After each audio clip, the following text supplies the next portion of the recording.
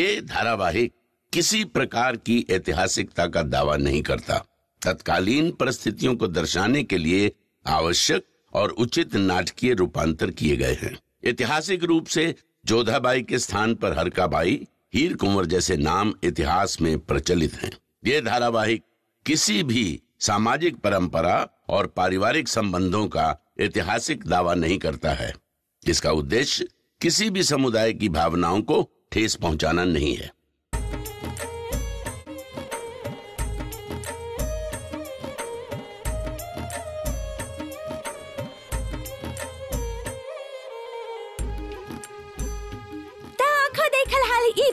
के गणगौर के मेला में धूम मचल बा, चारों ओर रौनक ही रौनक बा और सब कुंवर आ चुकल बाड़े। अरे अइहे काहे ना, इहे तो मौका बा अपन अपन रानी के पसंद करे के, और कुंवारियन के भी तो मौका मिलेला अपन अपन वर चुने के।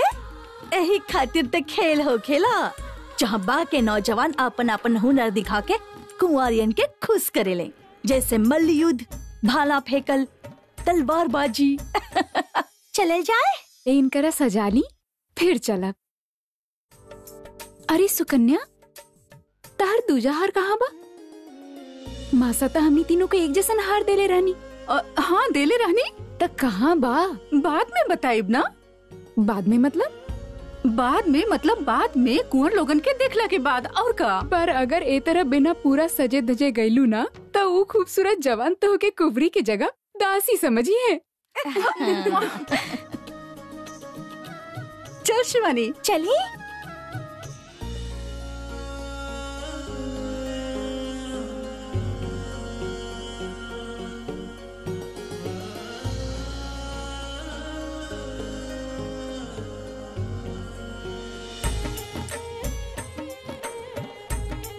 जोधा के देख ले बाड़ू, हमार जोधा के देख ले बाड़ू। रानी सा वो हिजे हुई है।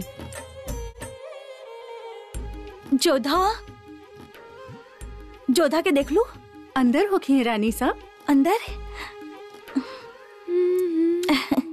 एक जोधा, महल में त्योहार बा, सब राजकुमार आ चुकल बड़े और तू यूं ही बैठल बाड़ू। मासा बस इनके सजाली, इनके आपन वर मिल गईल बा, तोरा खातिर ढूंढे के बा। चला उठा, आज हम तो के अपन हाथ से सजाई। अब चला।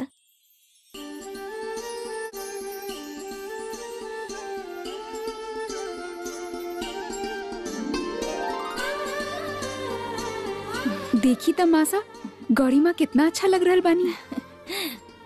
और तू भी। रानी मासा गनी खम्मा। मोती बाई, कैसन बाड़ू तू? हम ठीक बनी। अरे ओ छोरी लोग, सब अपन अपन हाथ जोड़ ली और अपन आंख बंद कर ली और गणगौरी के ध्यान करें। और हाँ, साथ ही साथ अपन शिव के भी ध्यान कर ली। अरे जोधा, तू वहाँ काहे खड़ी बाड़ू?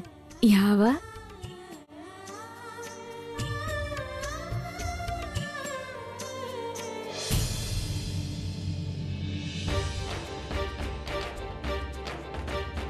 हमार तो आपसे एक ही मनोकामना बा देवी माँ, हमार प्रण पूरा करी। हिम्मत दी कि हम बदला ले सकी अपन दुश्मन जलाल से।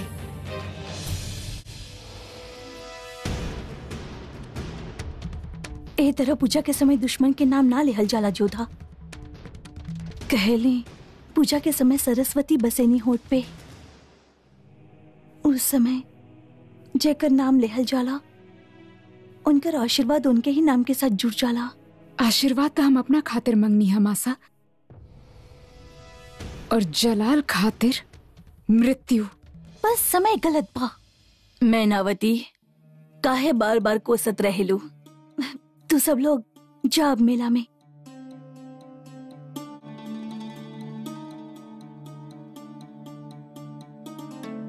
हम कुछ गलत कहनी का?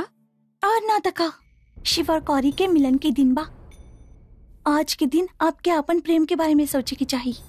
उस समय हमार मन में तो उहे रहे, सो होठ पे आ गए। वैसे देवी माँ जे करेनी ठीक ही करेनी। उ जाने ली हमनी के मन के बात, एक ऐसन वर जे जलाल के सर झुका सके।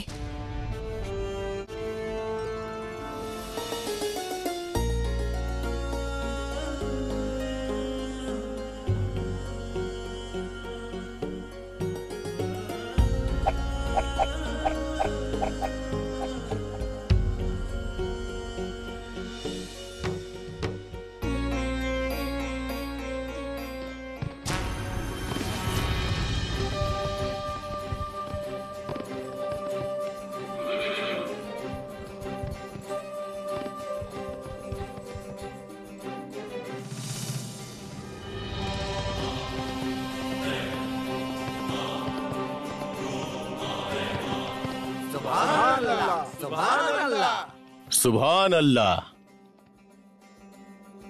एक एक कहेले सिर फिरा के सिर झुकावल। वलिदाए जलालुद्दीन मल्लिकाए हिंदुस्तान बेगम हमीदा बानो तशरीफ लाइल बाड़ी।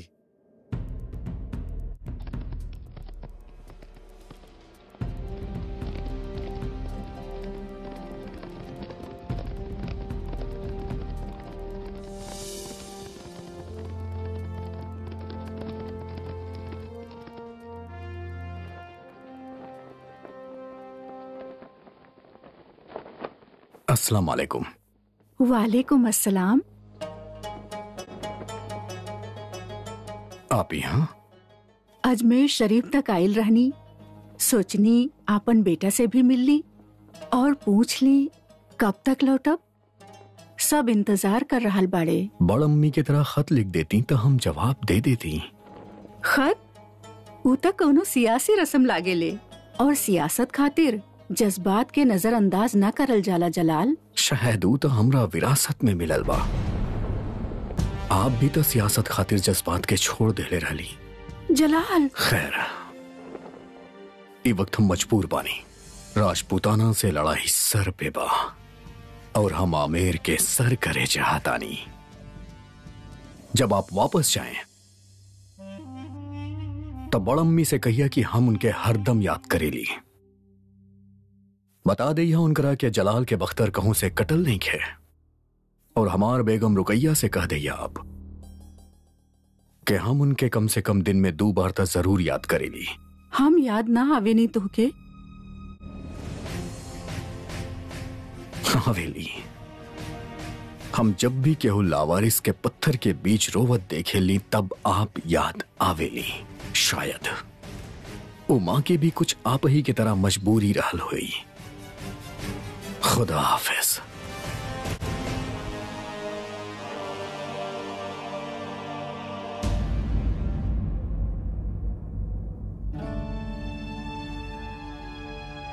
चली मलिका, जनान खाना में चलल जाए।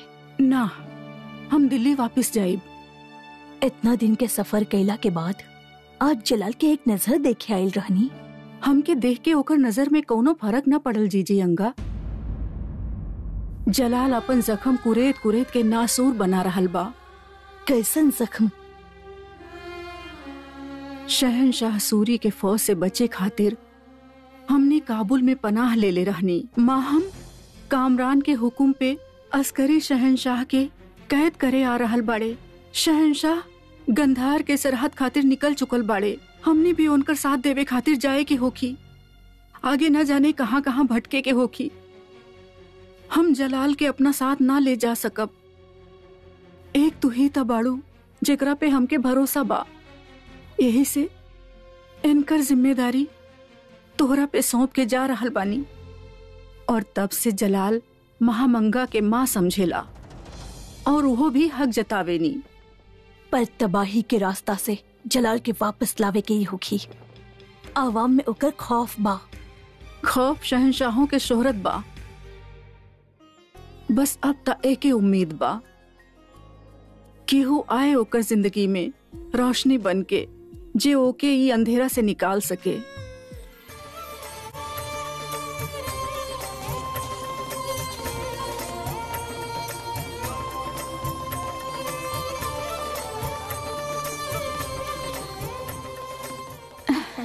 बहुत सुंदर।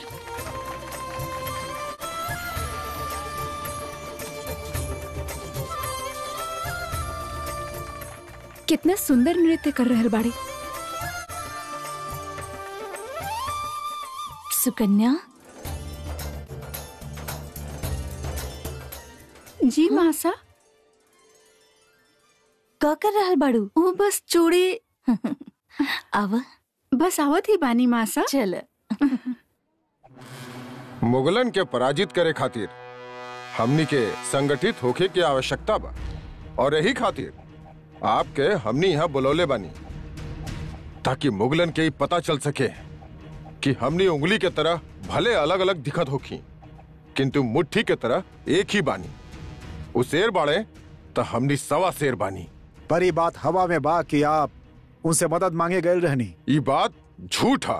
आवा हम सब एक हो जाएं, एक पगड़ी, एक वतन और एक दुश्मन मुगल के दिखा दी कि राजपूतन के हरावल असंभव है। किंतु हमनी जलाल से दुश्मनी ना चाहेनी। हम भी दुश्मनी नहीं की चाहत, किंतु हमनी के दुश्मन हा।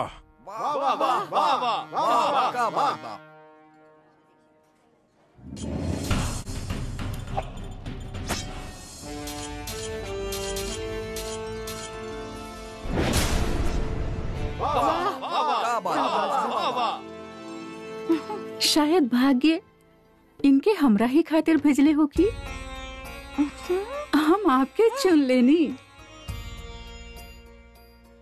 का हम मासा से कह दी कि जिया आपके हाथ चुरैलस तो उहे चोर के पसंद कैलू हा।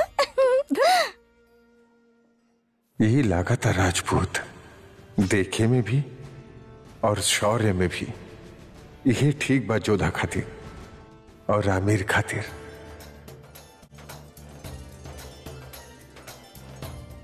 मैनावती जी, हम जोधा खातिर वर्ड ढूंढ ले बानी। सच के बहू? आई वो देखी।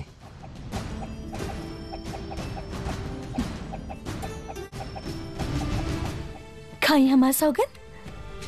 आपके सौगंध मैनावती, हम जैसे ही इनकरा देखनी तो ऐसा लागल जिससे शिव पार्वती के जोड़ी होके।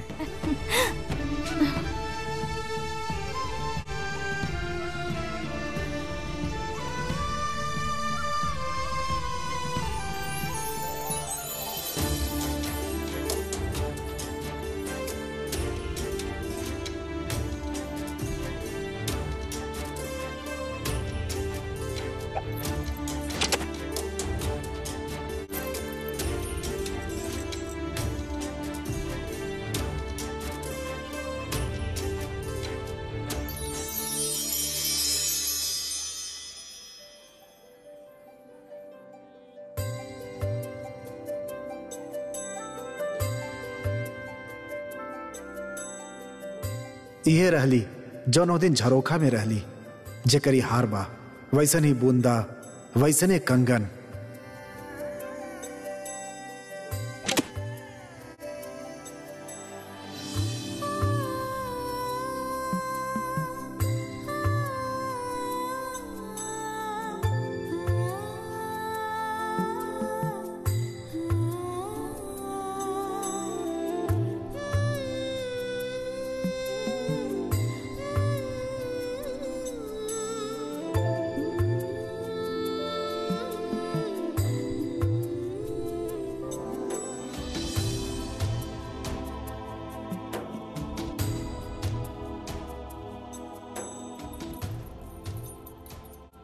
शायद ही आपके बा।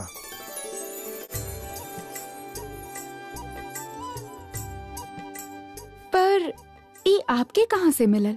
अपन मित्र से। हमार मतलब अपन भाग्य से, जो दिखाई ना देवेला लेकिन होखेला अपन अपन। ली देखिए, हम वो चीज ज्यादा देर तक ना थाम सके नहीं जो आपके दिल के पास होखे। आपके नाम जान सके नहीं? काहे बताई? ताकि फिर से आपके कोनो चीज हमरा के मिल जाए तो हम आपके पुकार सकी। तब पूछ लिया अपन दोस्त से, हमार मतलब अपन भाग्य से।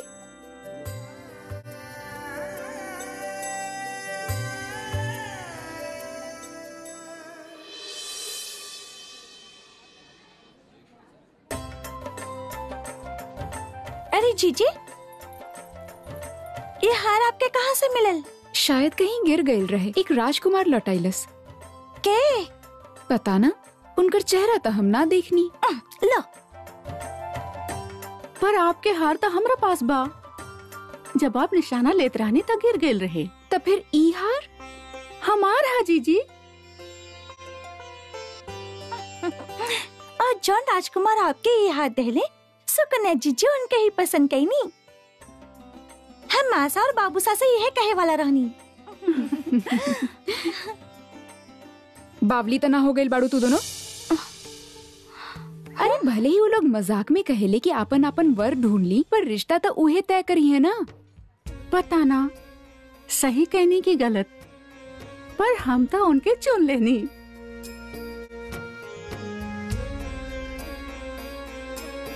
ठीक बा, अगर वो तो के इतना ही पसंद बाड़े तो हम बापूसा से बात करब। सच्ची जीजी? पर का कहबो उनसे? ई है कि हमरा खातिर जे वर ढूंढे के बा ढूंढ लिया, लेकिन सुकन्या तो पसंद कर ले ही बिया, अपना सैया सिवैया। वैसे नाम तो पता कर ले हो तू? राजा सूर्यवंशी।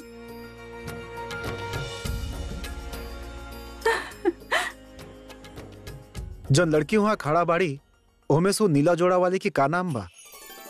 ओ, राजकुमारी जोधा, राजा भारमल के बड़ बेटी हैं। जोधा। चली जी।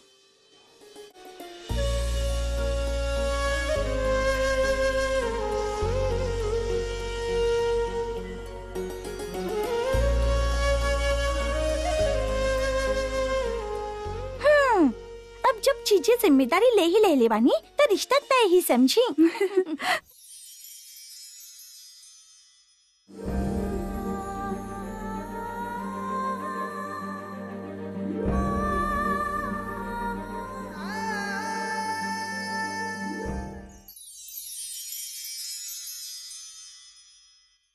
लागता कुंवरी साज केहू राजा के देखनी है, उनके ही ख्याल में खोल बानी ना। हम केहू के ना देखनी मोती, पर हाँ सुकन्या अपना खातिर एगो राजपूत के पसंद कैलस है। लीही राज के भी सुकन्या अपना ला वर चुन लेहलस। आप कब डोली चढ़ी हैं? मोती हम तय कर ले बानी, जे वीर उज्जलाल के सर हमरा सामने है सुर। ऐसन का दुश्मनी उज्जलाल से? ओ इंसान के इंसान ना समझेला, भगवान के मंदिर तक के ना छोड़ेला, जे भी ओकरा रास्ता में आए ओके बस कुछ ले जाने लाऊ। पर कुंवरी सा कौनो जरूरी तो नहीं खे ना कि लोग जे कहत होके उहे सच होके। का पता ओकर सैनिक ओकर नाम लेके गलत काम करत होके और जलाल के मालूम ही ना होके। अंधा बहरा ना बाड़े हो, जे होखेला उहे के हुक्म से होखेला। और हम भाई साहब भी सुन ले बानी कि वो कितना निर्दयी है। हम तो यहाँ तक सुन ले बानी कि वो अपन माँ तक के ना पूछेला। इंसान ना पत्थर बाड़े, वो पत्थर, ओकर सीना में दिल ही ना। एक बात कही कुंवरी सा, जितना समय अपन उ जलाल के बारे में सोच के उसे नफरत करे के बितावे नी, उतना अगर ओकरा के बारे में सोचती जेकरा से आप प्यार करी हैं, ताज आपके भी प्रेम कहानी बन चुकल होत और इतिहास के पन्ना में लिखल भी जा चुकल होत। इतिहास के पन्ना में हम अपन प्रेम कहानी ना चाहेनी मोती, लेकिन इतना जरूर चाहेनी कि जब भी इतिहास के पन्ना में जलाल के अध्याय लिखल जाए तो ओमे एक पन्ना हमार नाम के भी होखे। ओ पन्ना जे जलाल के जिंदगी के बदल के रखते हुए। ऐसा मत कहीं कुंवरी सा। याद बा आपके माँ सा का कहनी कि दिन भर में एक बार सरस्वती माँ हमनी के जबान पे बैठी नहीं। कहीं ऐसा ना होके कि सचमुच में आपके नाम इतिहास में उ जलाल के साथ लिख देहल जाए। अगर ऐसा न होती तो हम तो प्रार्थना कर रहल बानी कि इस समय माँ सरस्वती हमार जबान पे विराजमान होके और जोधा उ वजह बने जे हिंदुस्तान के नक्शा बदले वाला शहंशाह के जीवन के नक्शा बदल देवे। इतिहास भी किस्मत के तरह होखेला कुंवरी सा। केकर नाम केकरा साथ कहाँ कौने मोड़ पे जुड़ेला केहू न जानेला। पता ना आपके नाम केकरा साथ लिखल जाई।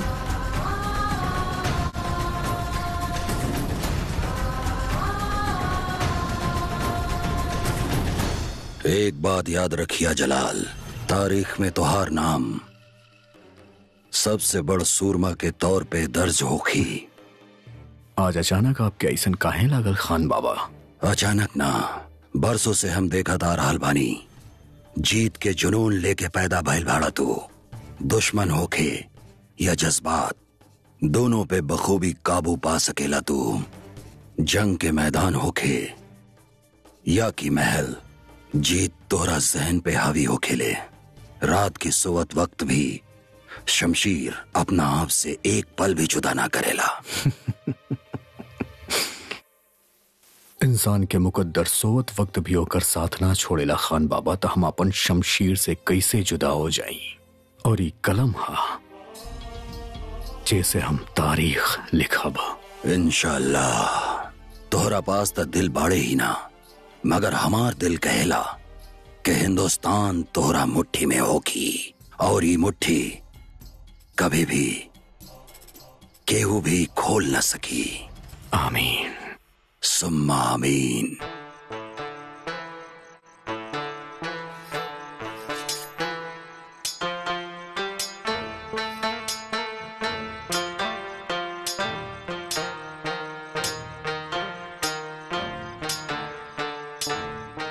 एक धार इतना तेज नहीं किया जितना हमके चाहिए।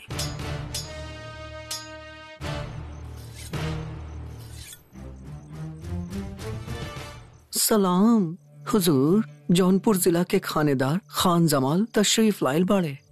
भेजनी।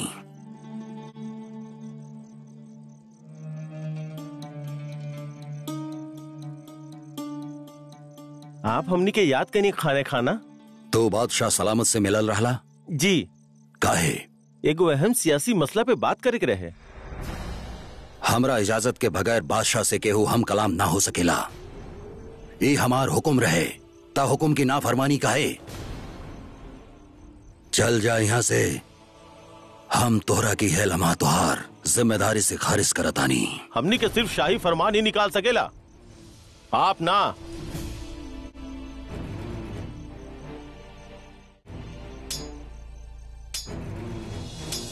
शहनशाह हमनी के किला के सूबेदारी से खारिज कर गिल बा।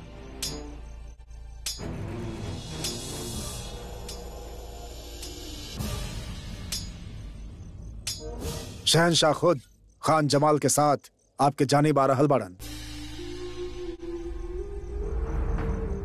खान बाबा का आप खान जमान के ओकर जिम्मेदारी से खारिज कर देले बानी? बेशक। किलेदारी हटावल शाही फैसला होखेला, जे आपके लेवे के पड़ेला शहनशाह। इनकरा कोनो हक नहीं है ऐसा करे के।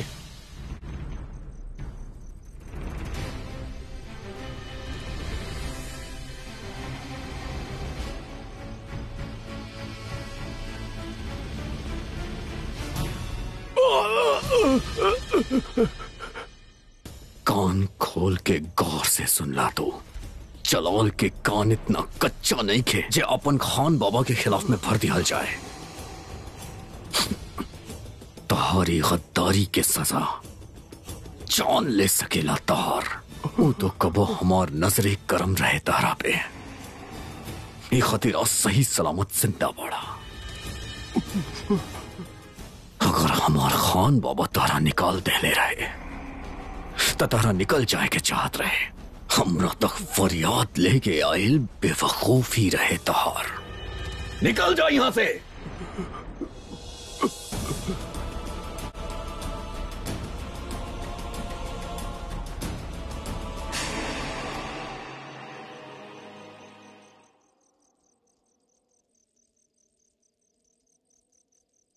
अस्सलाम वालेकुम।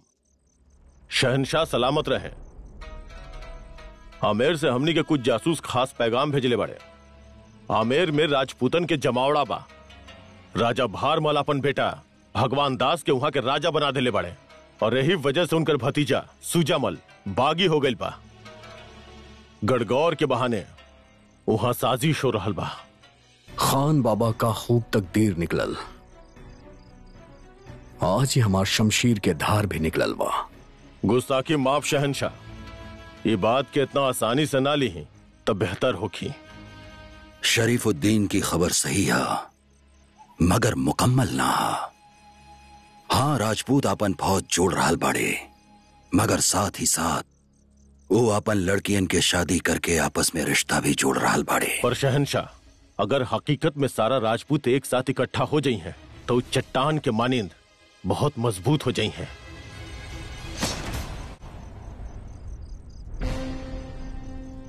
जब जलाल अपन शमशीर चलावेला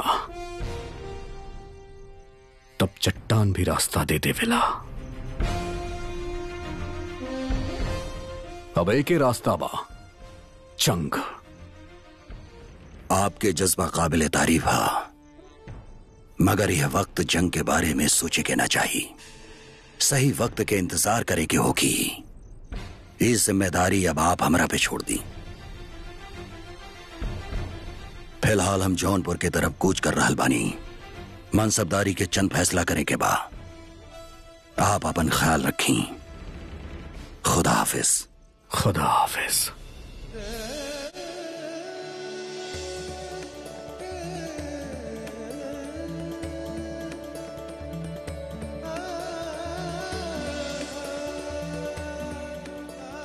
अभी अभी हम अपन पूजा समाप्त ही कईनी कि आपके बुलावा आ गए।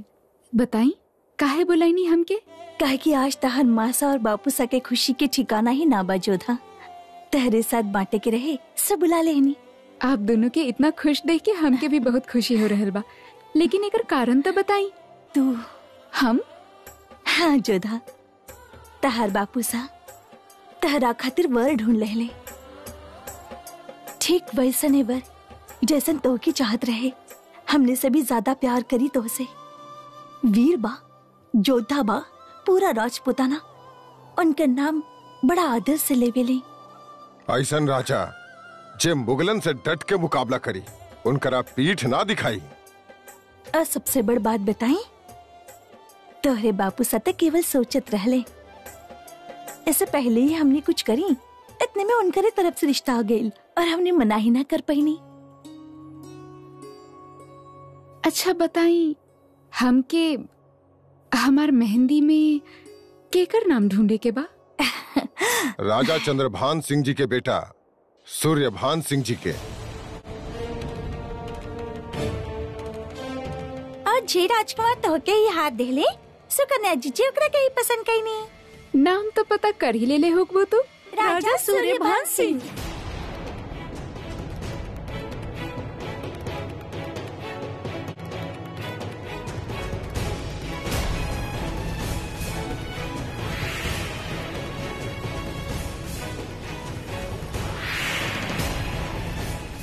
सुकन्या, तू चिंता मत कर। हम दायित्व ले बानी ना, तो हम निभाए। हम मासा के मना ही ले।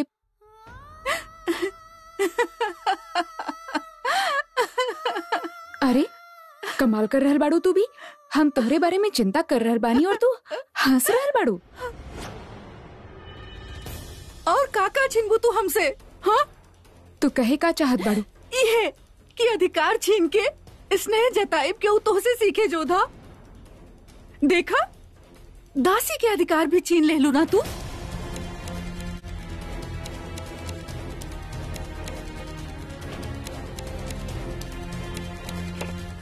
ये याद बना तो के? आई तहार चूड़ी हमार ना, हमार या तहार का अंतर बा? अंतर बा काहे कि हमार भी पसंद करल चूड़ी तू छीन ले रहलू जोधा। हम पहले तो ना रहनी ना। अगर पहन के दे तू तो हम दासी हो जाइत ना, पर बहन बानी यही से दया कर देलू हम पे। दया और स्नेह में अंतर हो खेला सुकन्या। दया लाचार पे करल जाला और स्नेह अपना से।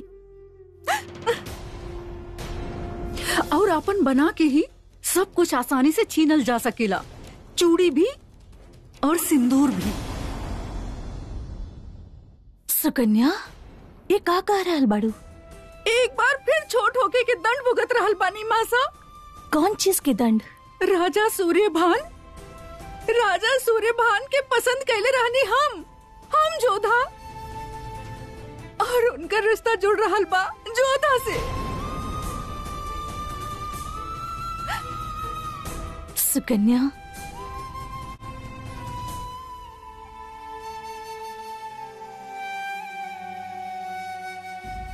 प्रश्न तोहार या ओकरा पसंद के ना है जोधा। प्रश्न राजा सूर्यभान के पसंद के बा और वो तोहके पसंद कैले बाड़े। रिश्ता तो तोहार ही होगी।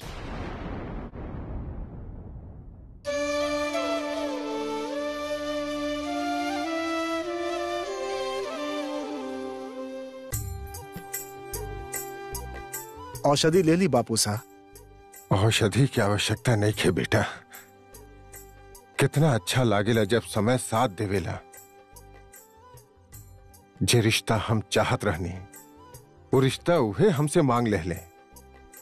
राजा सूर्यभान सिंह अगर हमनी के साथ हो गए तो समझा आधा राजपूत समाज हमनी के साथे आ गई। गणगौर के बाद ये ब्याह के बात हम सबके सामने रखब और फिर जोधा के ब्याह, और ब्याह के बाद दिखा देबू मुगलन के राजपूत सर कटा सकेले, सर झुका ना सकेले। सर कटे आपके शत्रु के बापूसा।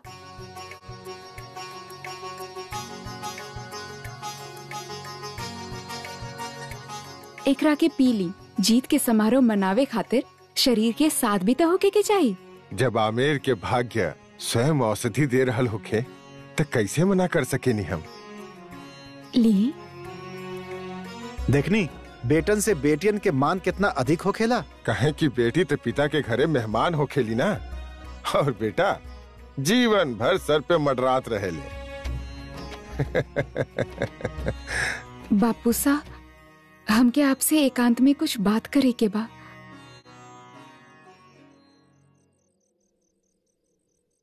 कहा बेटी, का कहल चाहताड़ू? हमके डोली के बारे में कुछ कहे के रहे। डोली? जे राजा सूर्यभान के महल में जाई। अवश्य जाई। हीरा जड़ल होखी, ओकरा में सोना से बनल होखी, और इतना सुंदर होखी कि पूरा राजपूत समाज में कबो केहू इतना सुंदर डोली ना देखले होखी। और जौना में सुकन्या बैठल होखी। वो राजा सूर्यभान के पसंद करेले बापूसा। तू बेटी के तरह हमके औषधि देलू और हम पिता के तरह ले लेनी, किंतु यदि तू राजकुंवरी के तरह बात करबू तो हमके एगो राजा के तरह आदेश देवे के पड़ी। पर ई बात आपके बेटियन के ही बा। हम तोहार बापूसा बानी और राजा भी। पिता के उत्तरदायित्व तो होखेला कि वो अपन पुत्री से ओकर पसंद पूछे, किंतु राजा के उत्तरदायित्व तो होखेला कि वो अपन राज्य के हित के बारे में सोचे। और हमार उत्तरदायित्व अपन बहन के बारे में सोचे। बड़ बहन के होकर छोट बहन के ब्याह, ये राजपूतन के परंपरा ना है जोधा। और दूसर बात, सूर्यभान सिंह के पसंद तू बाड़ू, सुकन्या ना। पर हम देखल के अनदेखा और सुनल के अनसुना कैसे कर दी। हम सुकन्या के पसंद के कैसे छीन ली बापूसा। हमार दिहल छूट के अपन मनमानी के अधिकार मत समझा जोधा। जितना छूट हम तोहके देहले बानी उतना छूट पूरा राजपूत समाज में कोनो और लड़की के भाग्य में नहीं छे। और हम भी यह चाहता नहीं कि तोहार ब्याह राजा सूर्यभान सिंह के साथ होके। हमरा केवल अपन बेटी ना, आमेर के सब बेटियन के ध्यान रखे के पड़ी। आज पहला बार एक राजकुंवरी होके के खेद हो रहल बा बापूसा। ऐसे अच्छा था हम आमेर के एक साधारण सी लड़की होती, जेकरा बारे में पिता भी सोचते और राजा भी।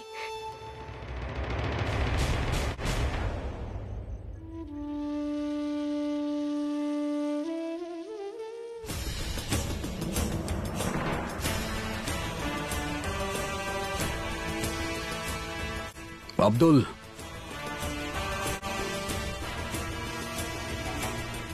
गुस्ताखी माफ हुजूर। बाकी हमने जा कहा अलबानी। आमेर के सीना पे पैर रखे, राजपूतों के पगड़ी के लंबाई मापे। का आमिर? बाकी सुनने वाली राजपूत अपन बेटी के खूबसूरती अपन पगड़ी में छिपा के रखे ले। बाकी खान बाबा ताकीद के लिए बाड़न कि जंग से पहले आमिर जाइल खतरा से खाली नहीं खे कि वो शहनशाह के पहचान दे दस्ता। जहीर। जी शहनशाह। हमार सवारी तैयार की जाए। लेकिन शहनशाह, खान बाबा के गैर हाजिरी में हम उनके का जवाब दे आपके गैर हाजिरी के? कहिया कि हम शिकार पे गइल बानी।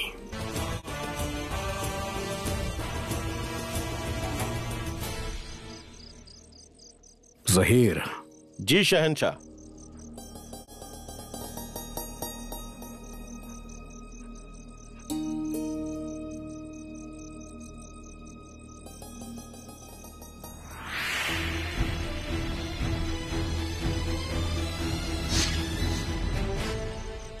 शहंशाह!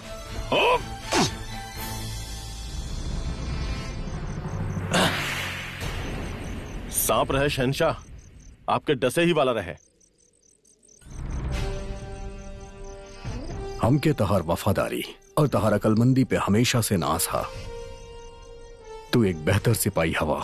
आपके हिफाजत कैल हमारी मान है शहंशाह। हम जाने ली तहार जज्बा हा, पर अपन शहंशाह पे भरोसा रखा। खान बाबा के लौटे से पहले हम सही सलामत वापस लौट आइब। जी शहंशाह।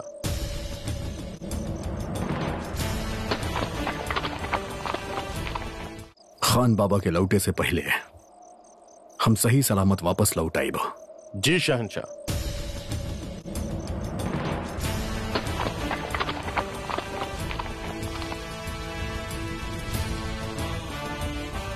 आमेर हमके पुकारत रहे, न जाने वो कौन कशिश रहे जे हमके अपना और खींचत रहे।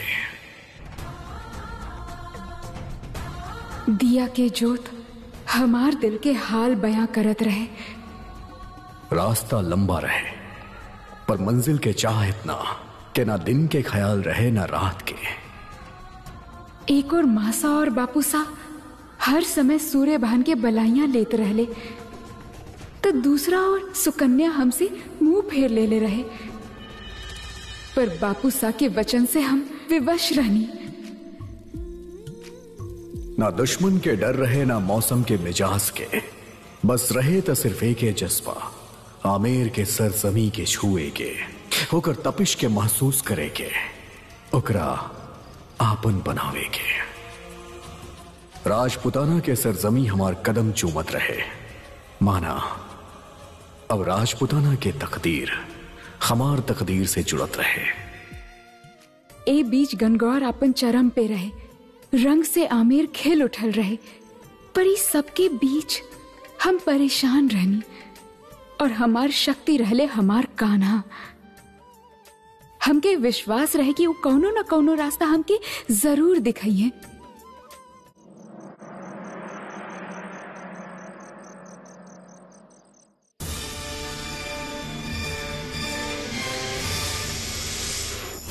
आमेर के पहला दीदार भइल रहे हमरा के, अब बसु राजकुमारी के दीदार के चाह रहे।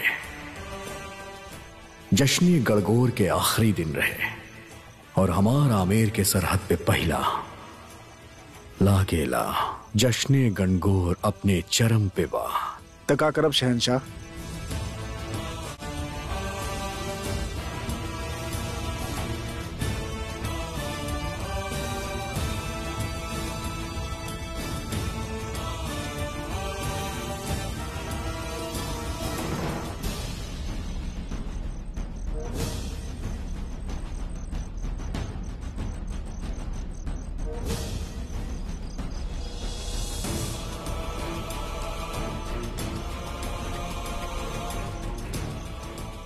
ज़मीने राजपुताना, आपके जलाल के सलाम। जलाल आपके हासिल करे के आरज़ू रखेला।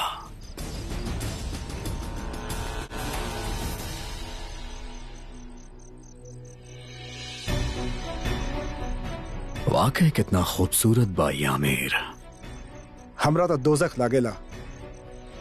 तो ठीक बा, हम ही दोजख में अकेल ही चल जाइब।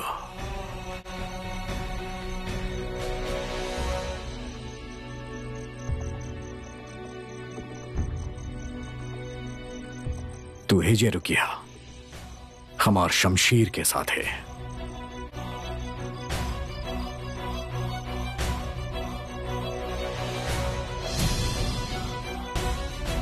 जहां पना